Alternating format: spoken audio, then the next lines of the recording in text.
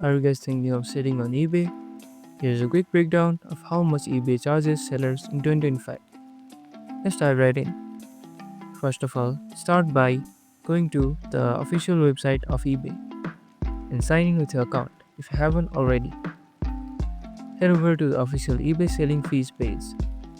You can find the page by searching eBay selling fees in the help section.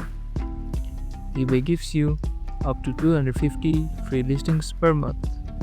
After that, there's a 35% insertion fee for each additional items that you list. eBay also charges a final value fee when your item sells. The fee is usually 13.25% of total sale amount, including shipping fee and taxes fee. You can estimate your fees ahead of time by using eBay's free calculator. Just enter your item price, shipping, and category. And that's what it costs to sell on eBay in 2025. Like and subscribe for more easy guides on everything about eBay.